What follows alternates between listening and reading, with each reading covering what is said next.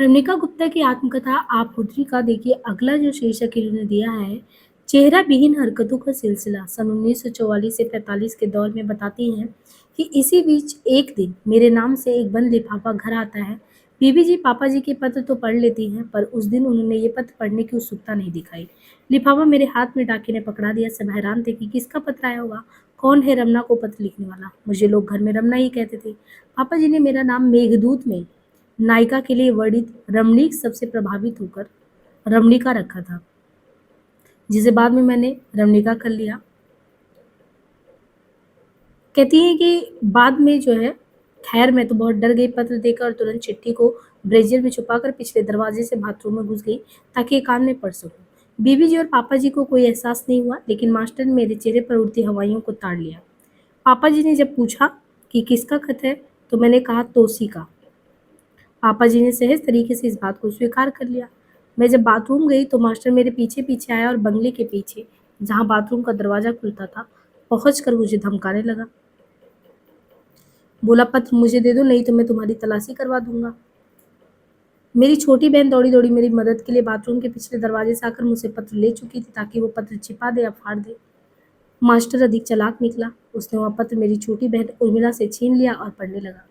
वह बलराम का प्रेम पत्र था। उसमें उसने अपना पता भी लिखा था और मुझसे मिलने की इच्छा भी जाहिर की। वह रावलपिंडी के नज़दीक ही अपने गांव आ चुका था।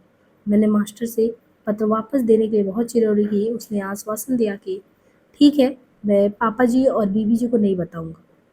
उसने सचमुच वह पत्र उन्हें नहीं दिखाया, लेकिन इसके बदले में रात को मास्टर मेरे ही कमरे में मुझे पढ़ाता था और लगभग रात के 10 बजे तक पढ़ाई जारी रहा करती थी।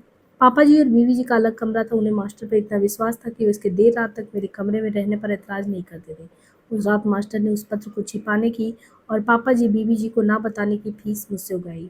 छोटी बहन तो सो गई, लेकिन मास्टर सारी रात मेरे कच्चे शरीर से खिलवाड़ करता रहा। मुझे लगा मैं सांप की बांबी बन गई हूँ। सब कुछ लिज लिजा, जैसे कोई छिपकली मेरे हाथों में पकड़ा दी गई हो और छोड़ना चाह कर भी मुझे छोड़ नहीं पा रही हूँ। उसे छोड़ने का मतलब था बीबी जी और पापा जी से मार खाना। मैं समूची जल रही थी और वह मास्टर जिसने लगभग 2 वर्ष पहले मुझे उंगलियों से छुआ था, अब उन्हें प्रवेश करने के लिए तरह तरह के तरीके अपना रहा था। मैं इतनी भयभीत थी कि ना बोल सकती थी, ना रो सकती थी।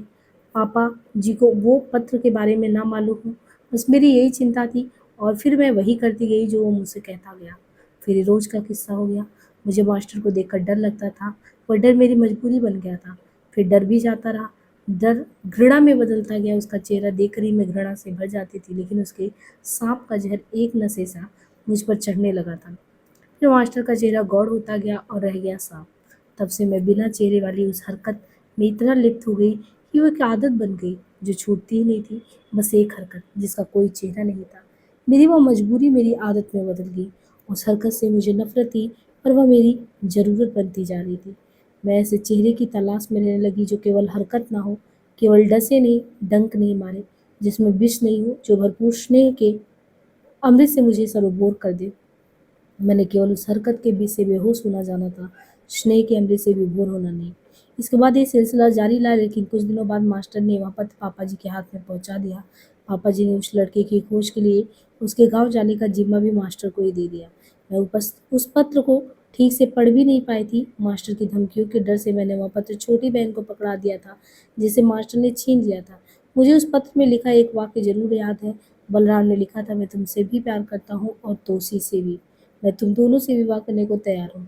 मैं बड़ी फिल्मी अंदाज में अपनी ठहरी तोसी का विवाह बलराम से कराने को तैयार थी और इस बात से खुश थी कि कोई तो है जो मुझ जैसी बदसूरत लड़की से, जो इन दिनों लोग मुझे कहा करते थे प्यार करता है। तोसी बहुत गोरी और सुंदर थी। मास्टर बलराम के गांव से लौटा। उसने पापा जी को बताया कि वह बहुत मामूली घर का लड़का है और बीए पास है, छोटी मोटी नौकरी करता है।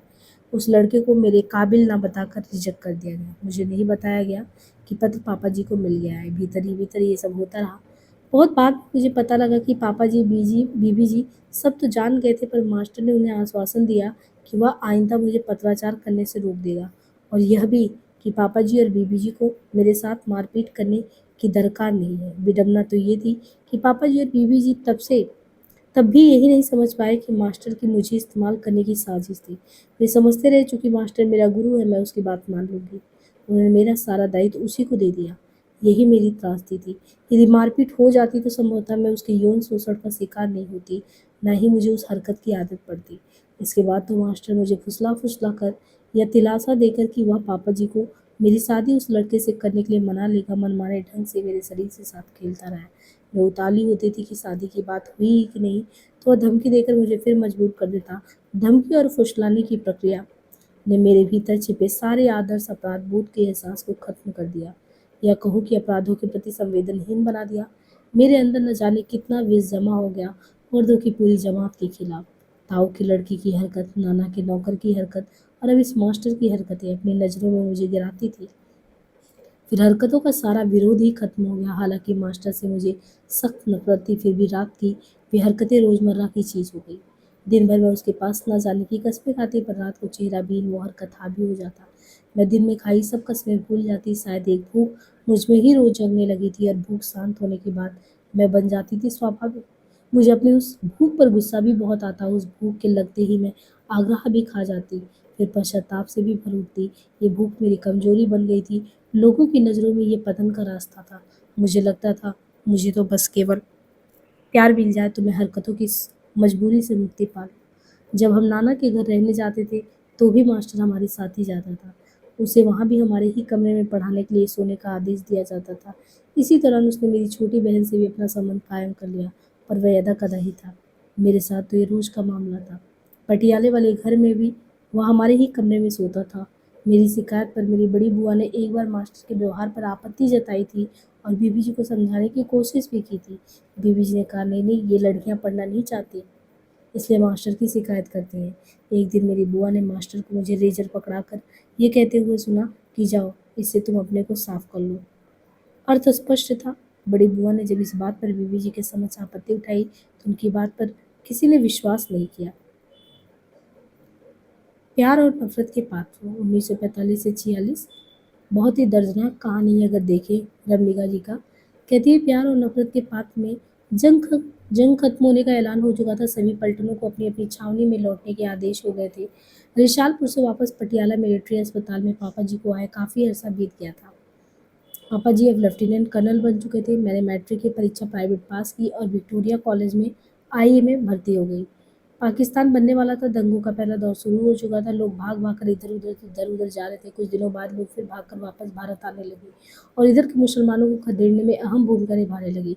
स्कूल कॉलेज पर भी इसका असर दिखने लगा और शिक्षक व छात्र भी पक्ष और विपक्ष में बंटने लगे। मेरी क्लास में दर्शन और मनोविज्ञान की एक लेक्चरर थी, इंद्रजीत कौर थी, दर्शन और मनोविज्ञान की लेक्चरर। हाल ही में बहाल होकर आई थी। वे बड़ी अच्छी वक्ता थी। उनकी आंखें जैसे मुझे संमोहित कर देती थी। कद तो उनका छोटा था, शरीर गठा, पर बोली में जादू था और आंखों में आकर्षण। उनके पीरियड में मैं अपनी सीट से चिपकी अपने पूरे अस्तित्व में उनके एक एक शब्द को पीती रहती। मैं टकटकी लगाए उन्हें देखती, उनके हाव भाव पढ़ती। वे जहाँ मनोविज्ञान पर लेक्चर देती वहीं धन पर भी धारा प्रभाव होती, राजनीतिक स्थिति पर भी खूब कटाक्ष करती। वे अपने विषय यानी दर्शन शास्त्र में दक्ष थी। वे थी पक्की अकाली और खलिस्तान की समर्थक, लेकिन हिंदुस्तान पाकिस्तान के बंटवारे की विरोधी। अजीब सा विरोधाभास था उनमें, सिखों के लिए बंटवारा लेकिन मुसलमानों के लिए नहीं। मैं उनसे बहुत प्रभावित होती, पर मेरा मन उनके इस परस्पर विरोधी रूप से अजीब पेश में था। मैं उनके बात करने के ढंग पर, उनकी आवाज़ पर, एक एक शब्द पर मुग्ध थी।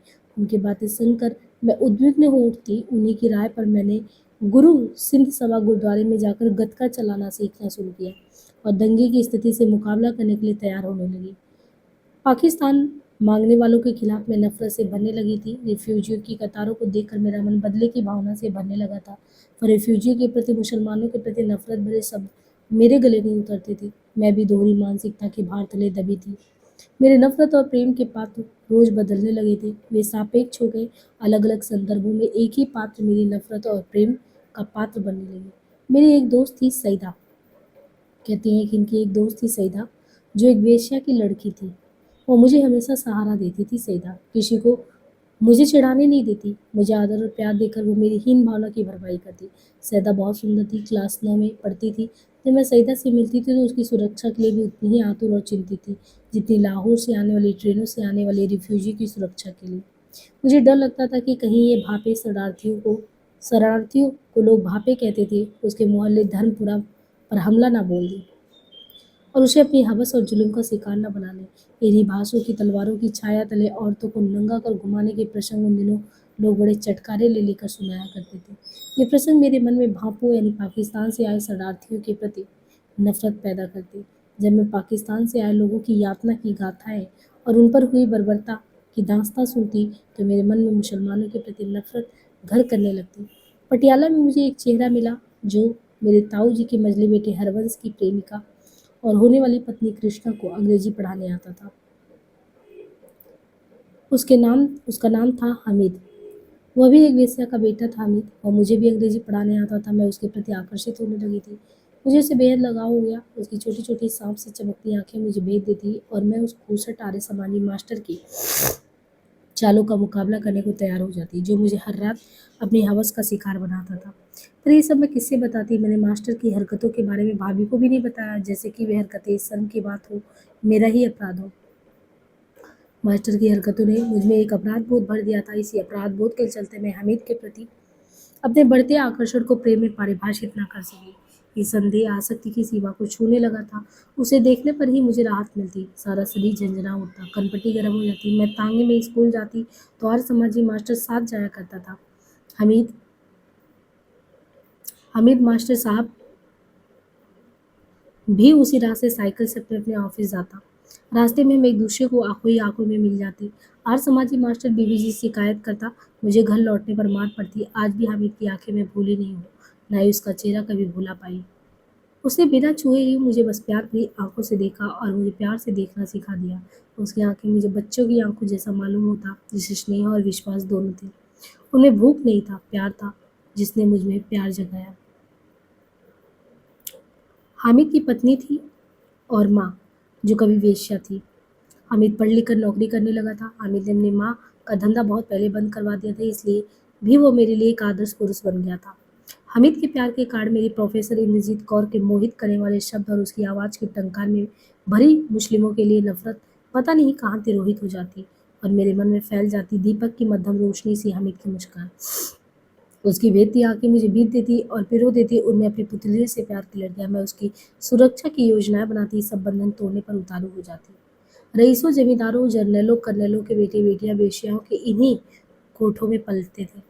कोई कोई वेश्याओं के इन बच्चों को पढ़ा लिखा भी देते थे। किसी वेश्या को रखनी या रखैल बनाना बड़े लोगों की संस्कृति थी। पंजाब में सदैव स्त्रियों की कमी ही रही है, इसलिए एक से अधिक पत्नी रखना स्टेटस सिंबल था। औरतों की कमी के कारण ही जाटों में विधवा औरत पर भी उसका देवर चादर डाल देता था, यानी उसे विवाह कर लेता था। ब्राह्मण, क्षत्रिय, वैश्य को छोड़कर ये प्रथा सभी दलित व पिछड़ी जाति में था। कुछ अपवाद छोड़कर दलित और पिछड़ों में भी पति और पत्नी को छोड़कर दूसरी औरत या दूसरे मर्द लेने की छूट थी, जिसके चलते वे एक साथ कई पत्नियां नहीं रखते थे।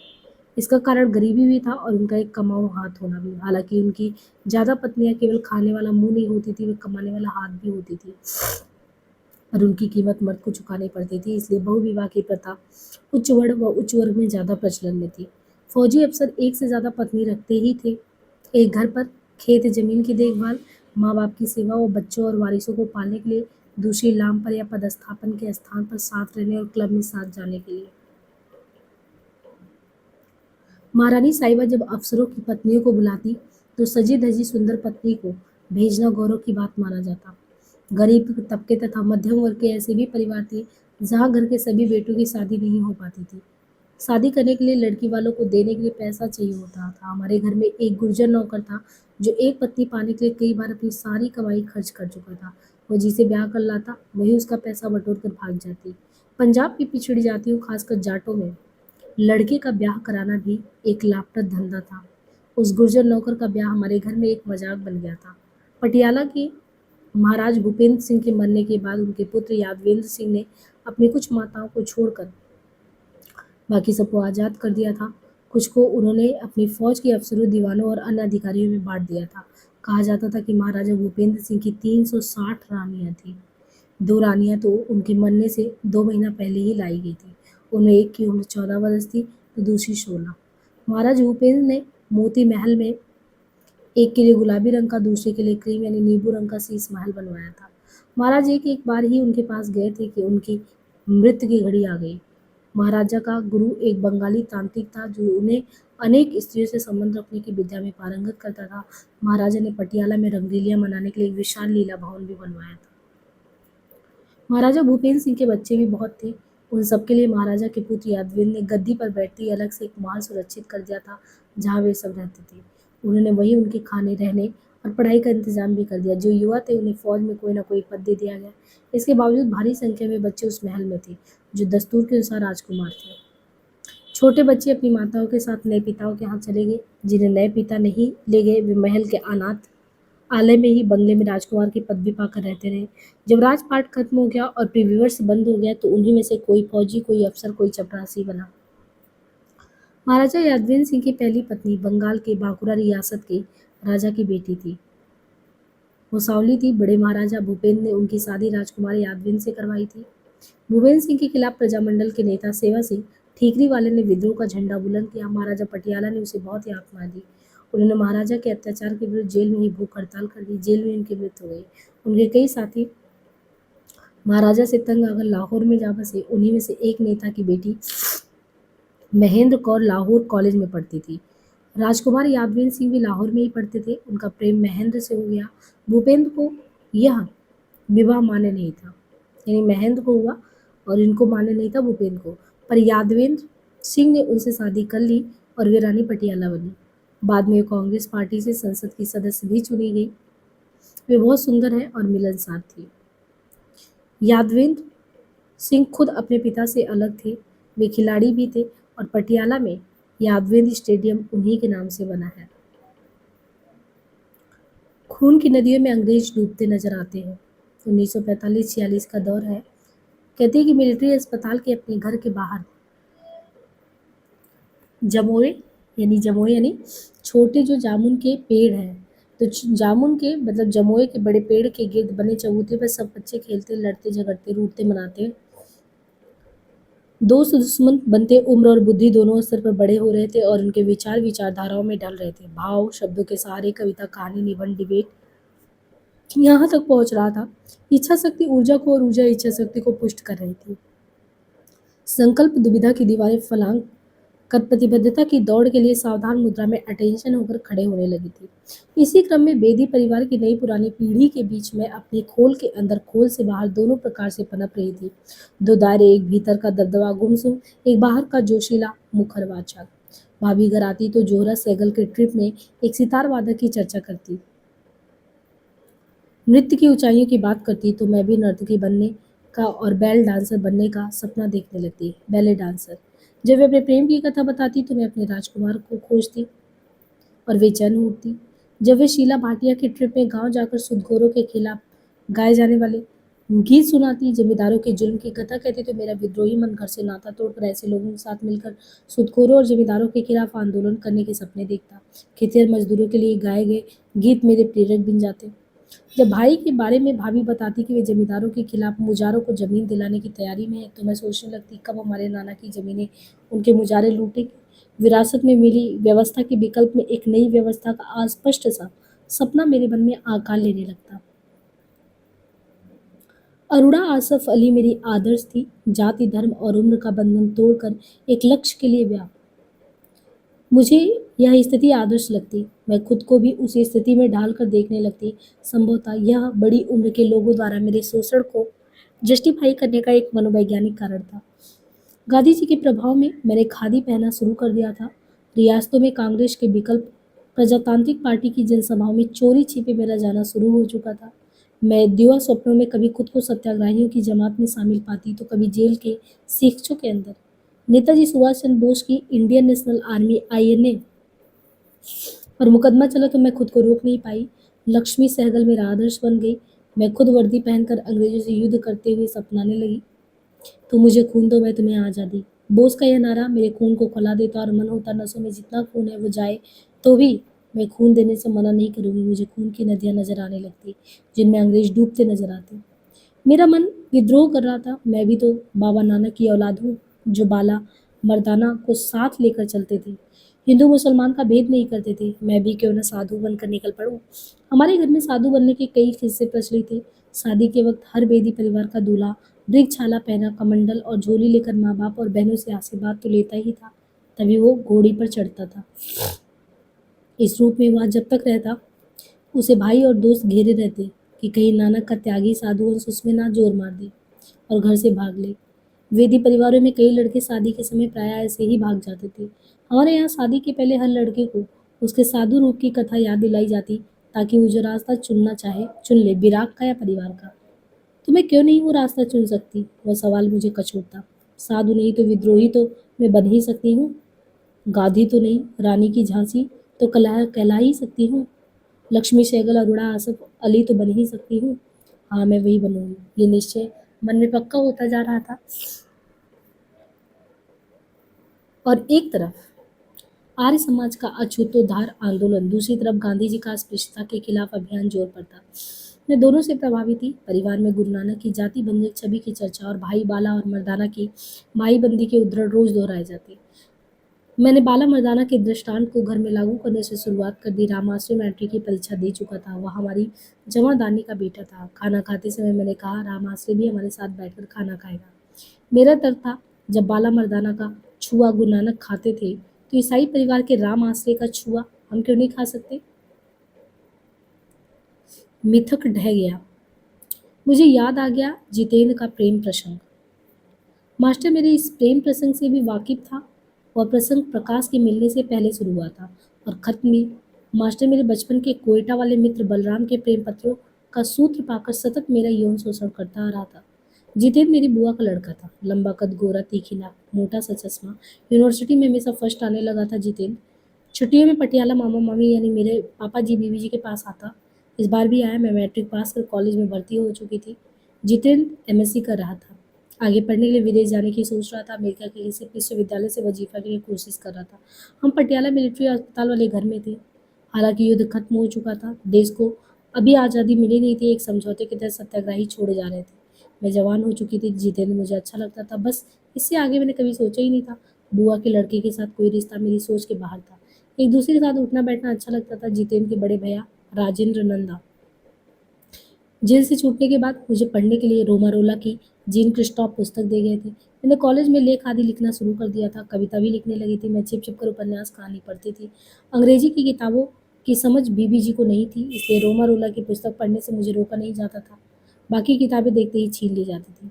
मास्टर को भी अंग्रेजी का ज्ञान नहीं था। रोमारोला को मास्टर समझता ही नहीं था। इस किताब के नायक क्रिस्टॉफ ने मेरे आगे प्यार और रोमांस के एक नए संसार का दरवाजा खोल दिया। क्रिस्टॉफ के बचपन का अध्याय डॉन और मॉर्निंग को मैं अपने पर घटा कर देखती थी। मैं उन अध्यायों को बार बार पढ़ती और सब कुछ मेरे सामने चलचित्र सा घटने लगता। मैं क्रिस्टॉफ की प्रेमिका के बारे में कल्पना करती। वो बाएं फैलाए उसके बाहों में छिपने के लिए आतुर खड़ी है और इधर क्रिस्टॉफ भी बाएं फैलाकर खड़ा है। दरवाजा खोला तो दोनों सचमुच बाएं फैलाए एक दूसरे का इंतजार कर रहे थे। इस कल्पना से मेरे सपने भी दीवार के आर पार बाहें फैला देती। दरवाजे के आर पार प्रतीक्षारत प्रेमियों का यह वर्षों मेरे अवचेतन में छाया रहा और बार बार मेरी कविता कहानी जिंदगी को घेरता रहा। बचपन में क्रिस्टॉफ बादलों को आदेश देता, गो टू लेफ्ट, बादल लेफ्ट को चल देते। ये प्रकरण मेरे मन को बहुत प्रेरित करता। मैं क्रिस्टॉफ की तरह बादलों में आकर खोजने लगती। मुझे बादलों की हर परत में तरह तरह के चेहरे प्यार करते नजर आते। पता नहीं मुझे बादल और पहाड़ से इतना प्यार क्यों उमड़ आता। आज भी वो बरकरार है। प्यार मेरे भीतर उठता रहता था। मैं अब बलराम को भूल चुकी थी। हामिद की आंखें मुझे बहुत अच्छी लगती थी, पर उन्हें प्यार में बांधने का कभी समय ही नहीं मिला। बस वे आंखें मन को भेज जरूर देती थी। मास्टर के संबंध ने मेरे मन में यौन घृणा पैदा कर दी थी। अपराध बोध का कारण मेरे भीतर अशरीरी प्रेम की भूख पैदा हो रही थी। बादलों में मुझे ऐसे ही चेहरे दिखते थे, पल पल बदलते बनते बिगड़ते, जो मुझे केवल प्यार से देखते पर छू नहीं सकते, न भोग सकते। मैं उनसे गिर जाती। धुआं धुआं उनका स्पर्श मुझे सुरक्षित रखता। मेरी पहचान गुम नहीं होती उस धुएं में। मुझे अच्छा लगता था यह एहसास। अपनी कल्पना में उन पल पल बदलती आकृतियों को चूमना, सहलाना या उनकी फाहे जैसी आकृतियों से घिर जाना मुझे अभिभूत करता था। और मुझे सांझ का सूरज बहुत अच्छा लगने लगा था। काले बादलों पर लाल सुनहरे डोरे खींच जाते। उन काले बादलों में कभी कभी किसी किले की मुड़ेर जैसे झालरदार कंगूरे उभर आते। मैं प्राय अपने को सफ़ेद झालरदार अंग्रेजी ड्रेस में देखा करती।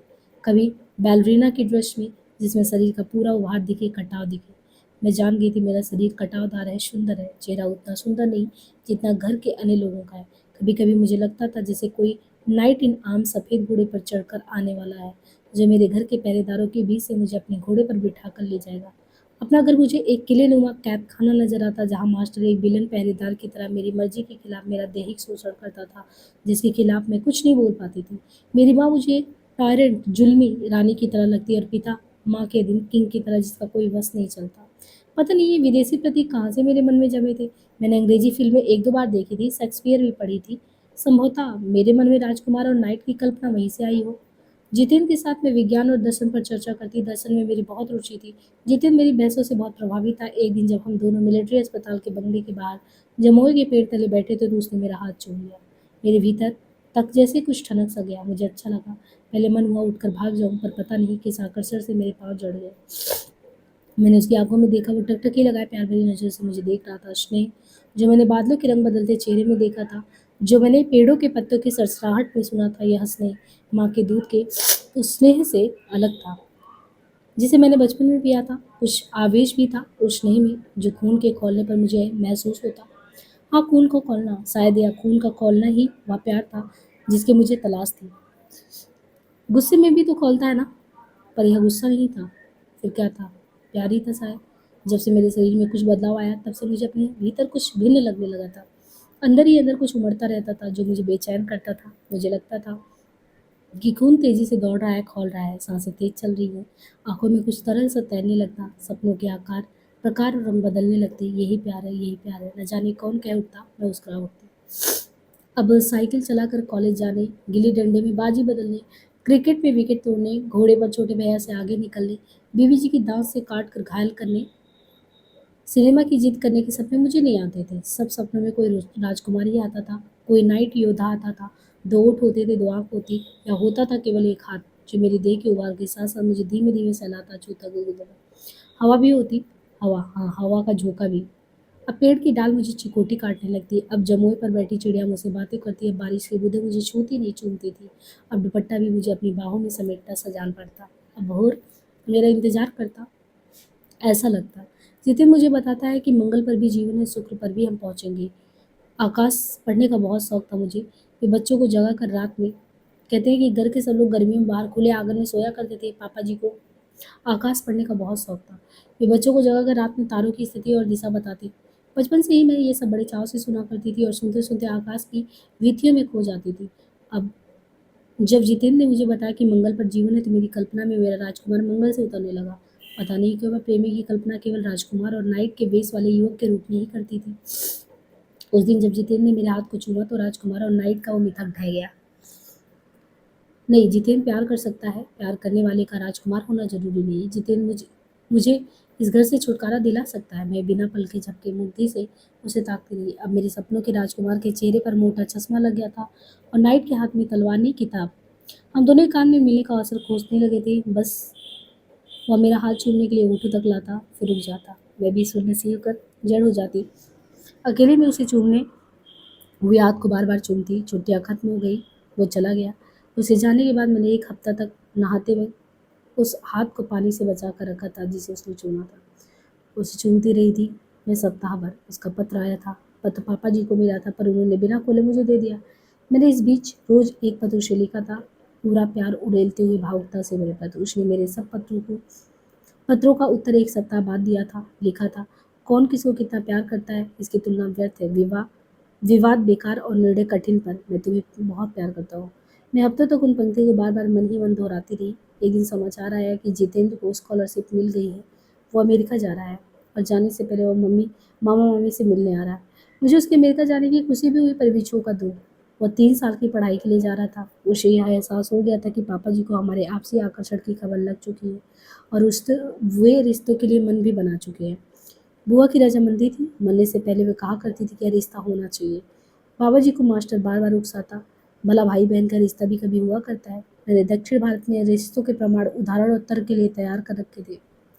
नाना भी सहमत थे। बीबी जी ने ना-नुक्कड़ तो कर रही थी, पर अधिक मुखर थी।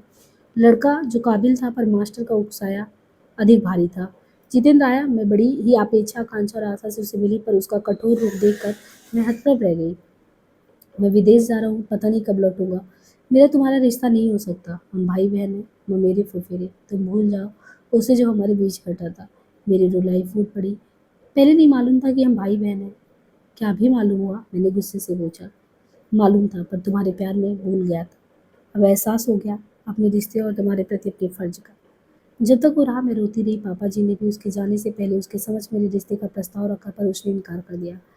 नाना ने भी कहा, पर वो नहीं माना। बीवी जी खुश थी, मास्टर बहुत खुश। वह भी जितेंद्र की ही हाँ में हाँ मिलाकर करता रहा। ये रिश्ता कैसे हो सकता है भला, लड़का समझदार है, बीवी जी कहती। डॉक्टर साहब की तो मत मारी गई है, भला यह रिश्ता भी कभी हो सकता है। जितेंद्र शायद पापा जी और नाना की हौसला अफजाई से ये प्रस्ताव मान भी लेता, पर बीबी जी और मास्टर ने उसके इरादे को बल दे दिया। नहीं जितेंद्र, लच्छी बहन जितेंद्र की माँ भी कहा करती थी, ऐसा रिश्ता होना चाहिए। मैं तो उसकी बात रख रहा हूँ, उसकी इच्छा थी, पापा जी ने जोर देकर कहा। उसे गाड़ी में चढ़ने हम सब लोग नाना जी की कार से राजपुरा स्टेशन गए। मैं भी गई। मैं रास्ते भर रोती रही, जो है नाना की कार के पीछे वाली सीट पर। मेरे पास जितेंद्र और नाना थे और आगे पापा जी और बीबी जी थे। फर्स्ट क्लास वेटिंग रूम के बाथरूम में जाकर मैंने ब्लेड से अपनी उंगली काटी और खून से उसे पत्र लिखा, मैं तुम्हारा इंतजार करूंगा तुम्हारे लौटने तक। जितेंद्र ने वेटिंग रूम में मुझसे कहा था, मेरा भविष्य मेरे सामने है, पता नहीं मैं लौटूंगा भी या नहीं, शायद मुझे वहीं किसी से प्यार हो जाए, तो मेरा इंतजार मत करना। जितेंद्र फर्स्ट क्लास कंपार्टमेंट में चढ़ गया था। सब लोग स्टेशन पर हाथ हिलाकर विदाई दे रहे थे, मुस्कुरा रहे थे। मैं सिसक कर रो रही थी।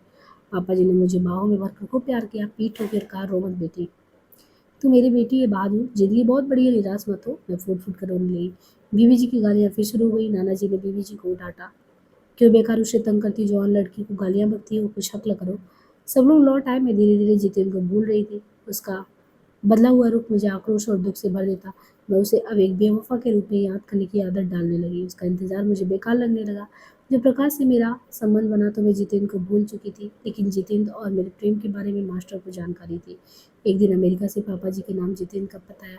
उसी लिफाफे में जितेंद्र ने मेरे नाम भी एक पत्र भेजा था, जिसका आशय था, मुझे मामा जी से मालूम हुआ कि तुमने अपना जीवन साथी चुन लिया, अच्छा है। जब यहाँ पर किसी ने मुझे इनकार किया, तब मैंने महसूस किया कि प्रेम में किसी का दिल तोड़ने पर कैसा होता है। खैर, अब बहुत लेट हो गया, तुमने जो किया ठीक किया। मेरा कितना इंतजार करती, आखिर मैं बेवफा था। मुझे अब इसका एहसास हो गया, अब कुछ नहीं हो सकता। बाद में जब जितेंद्र विदेश से लौटा तो उसने मुझे बताया, मैं तुम्हें पत्र लिखने ही वाला था कि मैं लौट रहा हूँ और लौट कर तुमसे ब्याह करूंगा, कि तब तक मामा जी का पत्र मुझे मिल गया कि तुमने जीवन साथी चुन लिया है। इसलिए मैंने तुम्हारे नाम लिखा वो पत्र पोस्ट नहीं किया। मैंने मामा जी को ही पत्र जो लिखा उसी पर तुम्हारे नाम में पंक्तियाँ लिख दी। मैं समझ नहीं पा रही थी उस पत्र पर खुश हूँ या उदास। प्रकाश मुझ पर इतनी हावी हो चुका था और जितेंद्र का वो कठोर रूप मुझे बार बार सालता रहा कि मैं जड़ हो गई। जितेंद्र का पत्र पढ़कर मुझ पर कोई प्रतिक्रिया नहीं हुई, लेकिन मन में यह भी चाहती कि काश यह पत्र पहले आया होता। शुरू में तो उस पत्र पर मैं चुप रही, फिर एकाएक मुस्कुरा दी। आखिर जितेंद्र को भी वो सब झेलना पड़ा जो मैंने झेला था। यह एहसास मुझे भला लगा। मैं मुस्कुराती रही। इस मुस्कुराहट के पीछे प्रतिशोध था या मेरी बेविशी, मैंने कह नहीं सकती। मैं प्रकाश को वचन दे चुकी थी। हालांकि जितेंद्र मेरे मन में कहीं गहरे बसा था, मेरे अधिक नजदीक था। वह लौटने पर कहीं वो बदल न जाए, मेरे मन में यह आशंका बराबर थी। जितेंद्र मात्र एक भविष्य था, प्रकाश साकार वर्तमान। उसके प्रेम में मुझे अधिक सुरक्षा, अधिक निश्चिंता नजर आई। मैंने जितेंद्र के प्रति अपने मोह को अस्वीकार कर दिया। प्रकाश सामने था, मौजूद था, जितेंद्र दूर था, अदृश्य था। जितेंद्र का अध्याय उसी दिन खत्म हो गया जिस दिन उसने मुझे नकार दिया था। सुरक्षा ने असुरक्षा पर, प्रत्यक्ष ने अप्रत्यक्ष पर जीत हासिल की। हालांकि मेरी सोच ही, मैं मन ही मन कहीं यह भी था कि काश जितेंद्र ने पहले ये पत्र लिखा होता, तो प्रकाश से विवाह की जीत मैंने उस हद तक ना की होती। पर खैर, अब मैं वचनबद्ध थी। इस वचनबद्धता और वफादारी की धुन ने भी मेरे जीवन में कई महत्वपूर्ण अवसरों से मुझे वंचित कर दिया। शायद उन दिनों मेरे लिए वचन निभाना प्रेम से ज़्यादा महत्वपूर्ण था। शायद मैंने प्रकाश से प्रेम किया ही नहीं था। घर से छुटकारा पाने की चाह नहीं, मुझे उसे तारनहार के प्रति आस्था और कृतज्ञता से भरा था। उसे मैं प्रेम मान बैठी थी। मैं जान रही थी कि जितेंद्र का पूरा किस्सा मास्टर जानता है। मास्टर के बारे में मैं प्रकाश से कह सकती हूँ कि वह सब ब्लैकमेलिंग है, पर जितेंद्र तो सत्य है, वह प्यार तो मन से था ना। बलराम का पत्र भी पत्राचार भर था, केवल बाल सुलभ उत्सुकता, लेकिन जितेंद्र के प्यार को झुठलाया नहीं जा सकता था। जितेंद्र पर मुझे फक्र था। वो अमेरिका में भी यूनिवर्सिटी में फर्स्ट आया। भारत सरकार ने वहाँ पढ़ने के लिए उसे वजीफा भी दिया।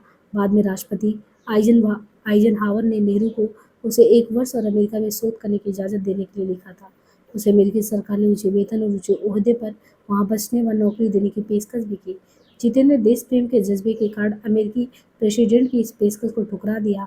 जितेंद्र के बड़े भाई देश की आज़ादी के संघर्ष में सक्रिय थे। उसका प्रभाव पूरे परिवार पर था। राष्ट्रीयता के प्रति प्रतिबद्धता के कारण जितेंद्र ने कम वेतन लेकर भी भारत आना मंजूर किया। मुझे जितेंद्र पर गर्व था। मैं उसे भुला तो नहीं सकती थी, सिर्फ उसे गुस्सा हो सकती थी, मैं उसे घृणा भी नहीं कर सकती थी मन ही मन, तब भी मैं उसे प्रेम ही करती थी। और मैंने प्रकाश से प्रेम किया था, जिसने मुझे घर से विद्रोह करने, मास्टर के खिलाफ लड़ने का हौसला दिया, जिसने मुझे परंपरा तोड़ने, रूढ़ियाँ छोड़ने, जाति तोड़ने की हिम्मत दी, जिसने मुझे प्रेम से परिचय कराया था, जिसने मुझ में औरत के उस एहसास को युवा किया था, जिसे मैं अपरिचित थी। भले ही उन एहसासों को जन्म जितेंद्र ने दिया हो, पर उन्हें पूर्ण पराकाष्ठा पे तो प्रकाश नहीं पहुंचाया। मैं चेहरा विहीन यौनाचार से मुक्ति पा गई थी, संवेदना, प्यार और एहसासों से भरी जिंदगी जीने की उद्यत थी, इसलिए मेरे लिए उस समय प्रकाश ही महत्वपूर्ण था। उसने मुझे अपने भीतर पनपी घृणा से मुक्त होकर प्यार करना सिखाया था। मेरे भीतर यौन इच्छा की जमी परत को प्यार और संवेदना की उष्मा से पिघलाकर पानी सा तरल और गसील बना दिया था। ठंडी शिला प्राणवाण हो उठी थी, बहने लगी थी नदी के समान। जल उठी सद्भाव की फसल। जब 1946-47 के बीच की बात है, जब देश के बंटवारे के प्रस्ताव ने पूरे देश के मानस को बांट दिया, पटियाला में भी पश्चिमी पंजाब से शरणार्थी आकर बसे थे। पूरे शहर में व्याप्त आपसी घृणा की चिंगारियां दहकने लगी थी, जिससे आपसी सद्भावना की फसल जल उठी थी।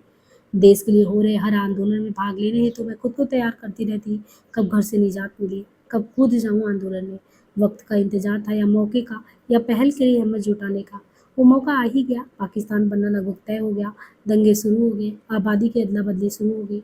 पश्चिम पंजाब के लोग पूर्वी पंजाब में आ रहे थे, पूर्व बंगाल के लोग पश्चिम में। बंगाल में सोहरावर्दी की सरकार थी, पंजाब में खिजरे हयात खान की। अकाली दल खालिस्तान पर सौदेबाजी कर रहा था और हिंदुस्तान पाकिस्तान की लड़ाई में खुद को तीसरा पक्ष सिद्ध करने की कोशिश में था। हालांकि अकाली नेता तारा सिंह के समर्थक खुद को हिंदुओं से जोड़ रहे थे। पाकिस्तान में कत्लेआम के दौरान हिंदू सिख का भेद नहीं करके दोनों को मारा जा रहा था। उन दिनों सिख हिंदू ही माने जाते थे। पंजाब का प्राय हर हिंदू अपना एक बेटा सिख पंथ को अर्पित कर देता था। मेरी दादी सवेरे जपुजी साहब का पाठ करती थी और शाम को आरती। मर्दों की पढ़ने लिखने की जुबान उर्दू थी, केवल औरतें गुरमुखी या हिंदी पढ़ती थी। औरतें प्राय शाकाहारी होती थी। शिक्षा के संदर्भ में दलित जातियों की औरतें और मर्दों की भाषा एक जैसी होती, वे सभी अनपढ़ होते। भाषा के आधार पर तब तक हिंदू और सिख बटे नहीं थे। सिख जल्दी पहचाने जाते थे, इसलिए वे दंगों में मारे भी ज़्यादा जाते थे। वे हिंदुओं की तरह टोपी पहनकर मुसलमान होने का भ्रम नहीं दे सकते थे। पाकिस्तान हो या हिंदुस्तान, दोनों देशों के बड़े जमींदारों ने आपस में बात करके एक दूसरे की संपत्तियों पर कब्जा करना भी शुरू कर दिया था। मुसीबत गरीबों की थी। पाकिस्तान पहुंचे लियाकत ने भारत स्थित अपनी संपत्ति का पाकिस्तान से आने वाली जमींदार से अदला बदली करके समाधान कर लिया था। देश में आज़ादी की लहर शिखर पर थी, स्वतंत्रता का जोश ठाठे मार रहा था। पटियाला रियासत में कांग्रेस पार्टी नहीं, प्रजातांत्रिक कांग्रेस पार्टी थी। बृजभान उसके नेता थे। मैं छिप छुप कर स्वतंत्रता के लिए होने वाले सभाओं में जाने लगी थी। घर में उन सभाओं में जाने को मनाही थी। इंडियन नेशनल आर्मी INA का आंदोलन भी था। ढिल्लो, सहगल, शाहनवाज पर मुकदमा चल चुका था। पटियाला की चीफ जस्टिस की बेटी मेरी दोस्त थी। हम दोनों रेडियो पर खबरें सुनते, कई अखबार मेरी उस दोस्त के यहाँ आते थे। हम दोनों अखबार पढ़ती और अगली सभा में जाने की योजना बनाती। मेरे IA का रिजल्ट लाहौर यूनिवर्सिटी में ही लंबित था। सोलन में अस्थायी रूप से स्थापित पंजाब विश्वविद्यालय ने ऐलान किया था कि जो छात्र अम्बाला के रिफ्यूजी कैंप में 3 महीने समाज सेवा करेंगे, उन्हें सर्टिफिकेट या डिग्री दी जाएगी। मैंने विक्टोरिया कॉलेज में INA को लेकर एक आंदोलन चलाया। ये लड़कियों का कॉलेज था। मैं अपनी सहेली, जो चीफ जस्टिस की बेटी थी, के साथ लड़कों के महेंद्र कॉलेज गई। उस ज़माने में ये एक नई बात थी कि कोई लड़की लड़कों को समझाने जाए, वो भी अकेली। ये अनहोनी घटना थी। कुछ लड़कों ने हमारी बात सुनी, कुछ ने मानी, पर हमारे कहने पर हड़ताल की और विक्टोरिया कॉलेज की IA और सईदा की 8वीं 9वीं क्लास की लड़कियों ने ही की। ज्ञान सिंह राडेवाला की बेटी निर्लेप कौर ने, जो बाद में सांसद बनी, उसी कॉलेज की छात्रा थी। उसने मुझे खूब समझाया, पर बेअसर। मिस सेन, जो हमारी प्रिंसिपल थी, उन्होंने तलब किया। उन्होंने खींच कर 2-3 बेत मुझे लगाई, पर मैं टस से मस नहीं हुई। ना ही मैंने अपनी गलती मानी। कॉलेज से पापा जी के पास लिखकर शिकायत भेजी गई। घर आने पर मेरी पिटाई अलग से हुई। कॉलेज का विदाई समारोह होना था, डिबेट भी होनी थी। मैं खेल कूद में चैंपियन थी, डिबेट में भी प्रथम आती थी। मैंने कॉलेज में एक नाटक में हीरोइन का रोल किया। नायक का रोल मेरी सहेली कुसुम ने किया। नाटक का नायक एक नेता था जो आज़ादी के लिए लड़ते हुए राजा के हाथों मारा गया था। संयोगवश फरीदकोट के राजा साहब आज़ादी के बाद अपनी रियासत सरदार पटेल को सौंपने में आनाकानी कर रहे थे। वे नेहरू के कट्टर विरोधी थे। सुना तो यहाँ तक भी गया कि जब नेहरू ने फरीदकोट जाने की घोषणा की, तो नेहरू को रोकने के लिए राजा मशीन गन लेकर किले पर चढ़ गए थे। बड़ी मुश्किल से राजमाता उन्हें समझा बुझा कर नीचे लाई थी। इस नाटक का काफ़ी प्रचार हुआ। यह अफवाह फैल गई कि डॉक्टर साहब की बेटी यानी मैं महाराजा फरीदकोट को ध्यान में रखकर यह नाटक खेली हो। फरीदकोट के महाराजा के ठीक विपरीत महाराजा पटियाला ने जनरल हारिका को अपना प्रधानमंत्री घोषित कर स्वतंत्र भारत के तहत रहना स्वीकार किया। सरदार पटेल के साथ श्री डी.के. बरुआ, जो बाद में ऑल इंडिया कांग्रेस के अध्यक्ष बने, पटियाला आए थे। श्री बरुआ पहले कम्युनिस्ट पार्टी में थे और मेरे बड़े भाई के दोस्त थे। बड़े भाई नानाजी की हवेली में बैठकर राजनीति का संचालन करते थे। उन दिनों पूरी रियासत में केवल मेरे बड़े भाई ही डबल एम ए थे। वे राजनीति भी करते थे, इसलिए नई राजनीति, नई रणनीति भी उन्हीं की राय से तय होने लगी थी। एक तरफ अकाली दल के नेता मास्टर तांग सिंह और दूसरी तरफ राडेवाला, दोनों नाना ही की हवेली में उनसे मिलते थे। पापा जी चूंकि फौज में थे, इसलिए उनके यहाँ राजनेताओं का आना संभव था ही नहीं। नाना की हवेली बहुत बड़ी थी, इसलिए बिना नाना की जानकारी के उनकी हवेली में सब कुछ होता रहता था। कॉलेज में खेले गए हमारे नाटक के संबंध में जनरल हारिका की तरफ से पापा जी को चेतावनी का पत्र आया। अखबारों ने भी सुर्खियों में छापा कि कर्नल साहब की बेटी ने फरीदकोट के राजा के खिलाफ नाटक खेला। मुझे घर में जमकर मार पड़ी। घरों में लड़कियों की पिटाई आम बात थी, वहाँ बेटियों को जहर देकर मार देना और मृत्यु की आत्महत्या घोषित करना मामूली बात थी। मृत्यु की किसी को कानो कान खबर भी ना होने दी जाती, क्योंकि इन हत्याओं में सबकी मिली भगत होती थी।